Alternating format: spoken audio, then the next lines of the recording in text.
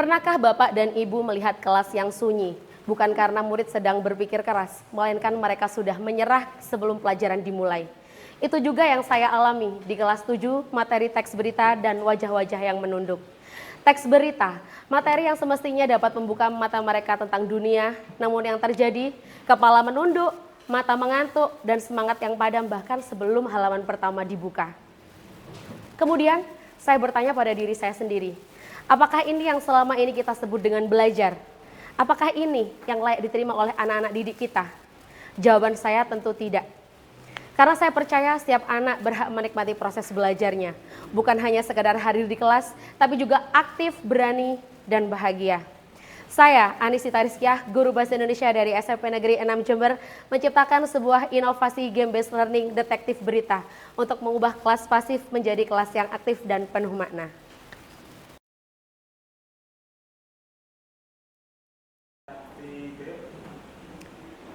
Murid saya, siswa kelas 7 rata-rata berusia 12-13 tahun.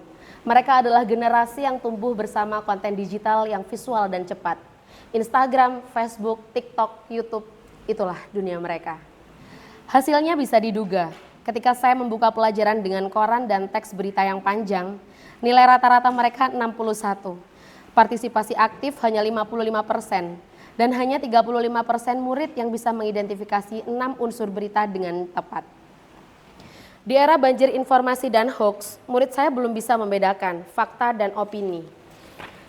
Ini bukan hanya sekedar masalah nilai, ini masalah kecakapan hidup yang mendesak, karena generasi kita dituntut untuk berpikir aktif, kreatif, dan inovatif. Dalam kondisi seperti ini ada 3 tantangan yang saya hadapi. Pertama, rendahnya minat belajar. Teks berita kerap kali dianggap sebagai bacaan orang dewasa yang tidak relevan dengan dunia mereka.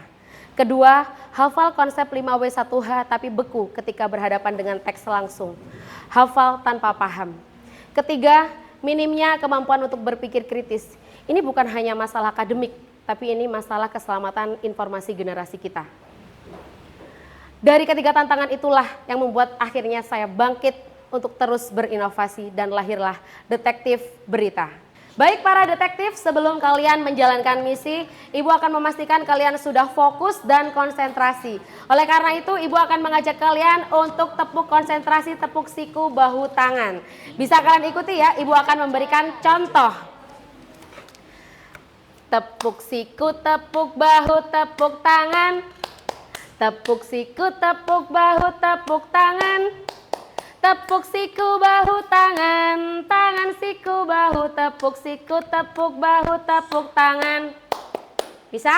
Bisa. Oke, kita coba dulu ya, karena nanti kalau kalian sudah bisa, temponya akan Ibu percepat untuk memastikan kalian benar-benar konsentrasi dan fokus. Kita mulai hitungan ketiga ya. 1, 2, 3. Tepuk siku, tepuk bahu, tepuk tangan. Tepuk siku, tepuk bahu, tepuk tangan. Tepuk siku, bahu, tangan. Tangan, siku, bahu, tepuk siku, tepuk bahu, tepuk tangan. Oke, cukup dulu. Pandu harus lebih fokus ya. Oke, kita coba sekali lagi. Tepuk siku, tepuk bahu, tepuk tangan. Tepuk siku, bahu, tangan. Tangan, siku, bahu, tepuk siku, tepuk bahu, tepuk tangan. Cepat. Oke, tepuk tangan buat kalian semua. Baik para detektif, untuk menjalankan misi pertama yaitu misi khusus, Ibu akan memanggil para kepala detektif untuk maju menerima misi. Silakan para kepala detektif dari detektif 1 sampai detektif 6 ke depan. Saya membuka pelajaran bukan dengan ceramah, bukan dengan slide, tapi dengan sebuah amplop. Setiap kelompok menerima amplop berisi potongan-potongan kalimat dari satu teks berita yang sudah saya acak secara sengaja. Tidak ada petunjuk, tidak ada contoh, hanya satu instruksi. Baik, di dalam amplop itu ada misi khusus yaitu potongan kalimat-kalimat berita. Nanti silakan kalian susun bersama anggota detektif kalian menjadi satu teks berita yang utuh. Sampai sini paham? Paham. Jangan lupa kalian mengerjakan hanya punya waktu 5 menit. Jika sudah paham bisa kembali ke kelompok kalian masing-masing. Let's go! Suasana kelas berubah seketika. Murid yang biasanya diam tiba-tiba aktif. Mereka mendebatkan mana kalimat pembuka, mana kalimat penutup, mengapa ini harus di atas dan itu di bawah. Tanpa sadar, mereka sedang mempelajari struktur piramida terbalik dari penulisan berita. Langsung pengalaman mereka sendiri. Ini bener Taido? Iya dah. Ini sudah selesai kan? Udah ditempel, sudah. Dan inilah momen yang paling saya tunggu-tunggu. Ketika murid mampu menjelaskan struktur teks berita dengan kata-kata mereka sendiri. Percaya diri, antusias, tanpa perlu memerintah. Tanpa saya perlu memaksa. Inilah yang disebut pembelajaran mendalam. Pengetahuan yang dibangun dari dalam diri murid, bukan dituangkan dari luar. Teks ini berjudul, ada transportasi gratis buat rombongan wisatawan di Jember. Ini syaratnya.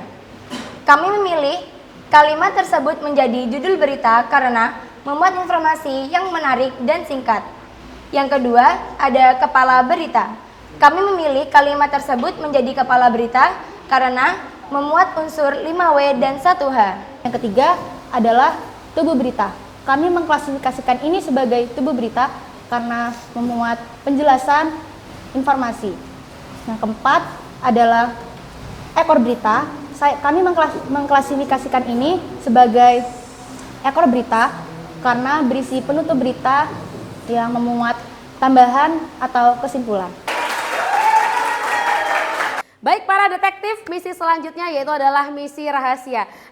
Di tahap 2, saya naik ke level berikutnya. Platform digital word wall, format flashcard, satu kelompok mendapat satu kartu berisi 2 tantangan sekaligus. Dan saya namakan permainan ini misi rahasia.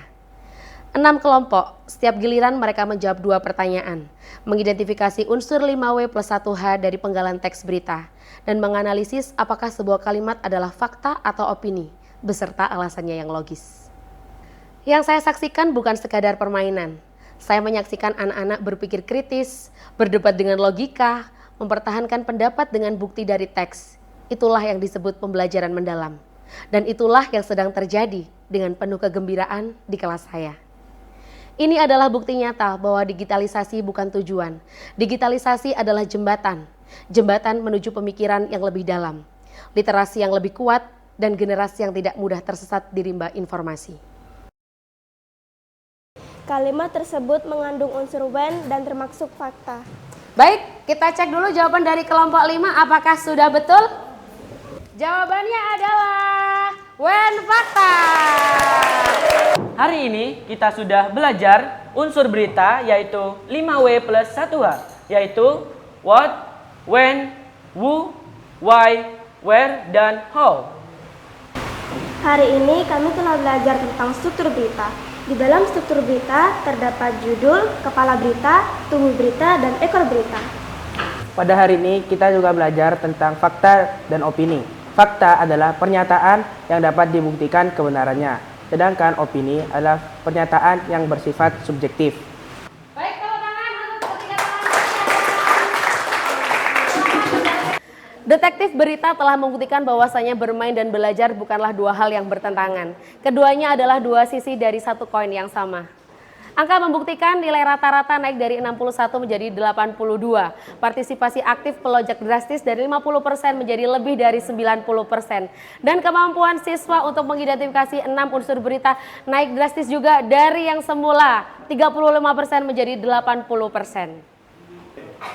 Tapi perubahan yang paling menyentuh bukanlah hal yang dapat diukur dengan angka. Saya menyaksikan anak-anak yang semula diam kini berani berbicara. Anak-anak yang semula takut salah kini berani mencoba. Dan anak-anak yang semula belajar karena terpaksa kini belajar karena ingin. Bagi saya pembelajaran berbasis cinta bukan hanya sekadar slogan. Ia dapat memberikan ruang sehingga anak-anak merasa nyaman untuk mencoba, berani untuk salah, dan bebas untuk berkembang. Bermain adalah bahasa anak, belajar adalah hak anak. Ketika keduanya bertemu, keajaiban terjadi. Saya Anisita Rizkiyah, Guru Bahasa Indonesia SMP Negeri 6 Jember. Terima kasih, sampai jumpa.